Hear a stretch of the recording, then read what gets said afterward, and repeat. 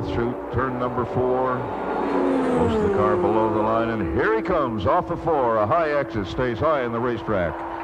And the checkered flag is out for Willie T. Ribbs.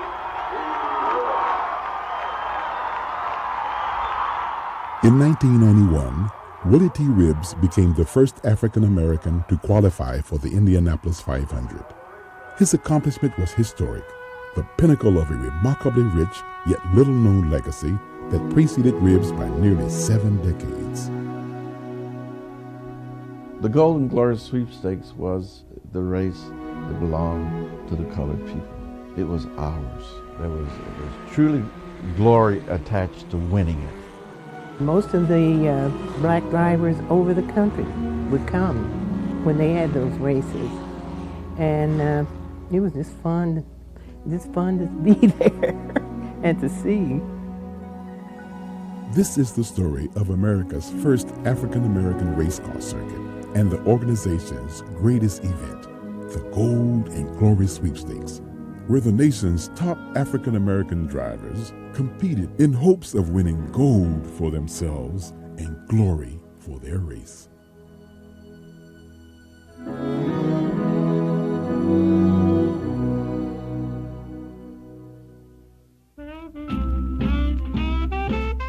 They would call my grandfather Prez.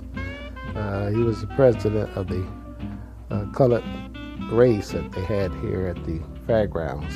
It was his dream and his idea that they have one, and he was successful in pulling it off. William Rucker was an ardent race fan. The thrills of the Indianapolis 500 sparked a keen passion for Rucker, one of the city's most prominent black leaders. But like most of society in the 1920s, the speedway was segregated. Rucker knew that for blacks to compete in auto racing, they needed their own organization, a colored racing circuit that toured major cities throughout the Midwest. During that time, there were so many obstacles that he faced, even in having the race. So, it was one of the things, many things that he overcame. Now, how he did it, I don't know. But he had the charisma to accomplish things like that.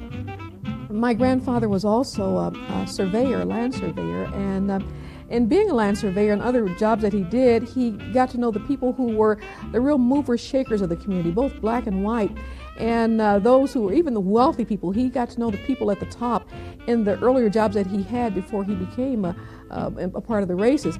And so because he knew these people, when this dream came to him about having an automobile racing association, he went to some of these people who knew who were the movers and shakers in both the communities. And because of that, he began to share with them his dream and share with them how it could be successful. Rucker approached noted race promoter Harry Earl. Together, the two gathered a group of skilled financial and promotional wizards to form the Colored Speedway Association in 1924. With Prez Rucker as their leader, the group staged an annual event exclusively for black drivers and mechanics. Prez Rucker had the knowledge, maybe not all the money that he needed, but he had the personal strength to pull together the people. He pulled together black people, and he had some white people who believed in him and helped support him to get the Colored Speedway Association going. So he had the smarts to do it, to organize it. And then once he got organized, then the people in the community responded to him. And then from then on, it existed and became a success. August 2nd, 1924. Today, colored speed demons will compete for gold and glory during the greatest auto speed classic ever undertaken by members of our group. A 100-mile grueling grind to be run on a dirt track at the state fairgrounds. Young men of our race now have a chance that heretofore has been denied them. It is the dawn of a new opportunity, another step forward, the brushing away of another barrier, another obstacle met and surmounted by our group in the realm of sports. Indianapolis Freeman. It was just exciting to me as a young girl. It was thrilling to me. I love to hear the drum of the motor, It's a thrilling sound, just like it is at the 500-mile race. To hear those motors racing, it give you a kick, really. Fireworks, parades, and a crowd of 12,000 spectators created a mood of celebration in the city. As the flag dropped, the engines roared, and the dust flew as Indiana ushered in a new race and a new era for African Americans. All the drivers' problems then on dirt tracks was the dust. Those in front of you were kicking up so much dust that you really couldn't see them, but you just calling yourself, you're following them, see? You tried to watch the poles. There was poles around the track, and you watch the poles and see how far you was in from the fence. A grocer by trade, Leon Al Warren was one of the Gold and Glory's fiercest competitors. He shared a special bond with fellow black racers on their Midwestern circuit. One of Warren's friends was Sumner Red Oliver, who once earned the pole position at the annual Fairgrounds event. Now 95 years old, Oliver reflects on the joys of the Gold and Glory sweepstakes. That's the most exciting day I ever saw. It's something I wanted to do, something I didn't think I was qualified to do. They had a large crowd. So I told them, I said, I ain't never showed in a competition. They dropped the flag for quarter time. But if they tell you that noise, that was a big deal. The best and most colorful racer of the era was Charlie Wiggins, known as the Negro Speed King. He was always interested in auto mechanics, but he was at one time he shined shoes, and that this one gentleman that he was working on noticed how he would be interested in the cars that were going by, the comments that he would make, and so he broached the subject to him of becoming it, having a garage more or less, and that's what started Uncle Charlie out. Wiggins built his own cars from scratch, handcrafting each part. As a celebrated driver and mechanic, he often coached aspiring young drivers during their racing careers. Even noted white drivers of the era, such as Harry McQuinn and 1934 Indianapolis 500 champion Bill Cummings, consulted Charlie on driving techniques and mechanical procedures. While the Gold and Glory brought great thrills, it also brought great tragedy. The 1929 race promised to be the biggest event in black racing history, with record crowds and more than $2,500 in prize money.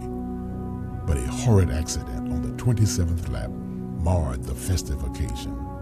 Edward Grice, a World War I veteran and mechanic from Texas, drove through a cloud of dust and slammed into the driver in front of him. At more than 80 miles an hour, the collision sent his race car into a deadly series of somersaults and threw Grice more than 10 feet through the air. July 11th, 1929. There were impressive funeral services held today for Edward H. Grice, who died from the effects of injuries received in the 100-mile speed championship. With the tenacity of a determined fighter, Grice, undaunted by two previous futile attempts, tried again at the Fairgrounds Speedway for the last time evermore. Negro race drivers lost a true sportsman with the passing of Grice. He was a credit to the game. Indianapolis Recorder.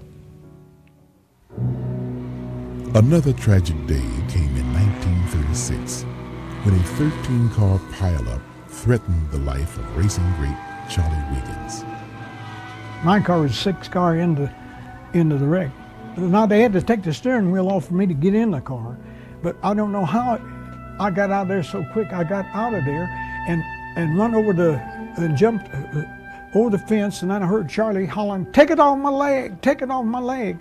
And so then I tried to lift the car, and by the time I tried to lift the car, I heard them there's motors coming, so I jumped back to the fence, and sure enough, one of them, it hit Charlie's car and knocked it about as far from here to run out with him hanging here.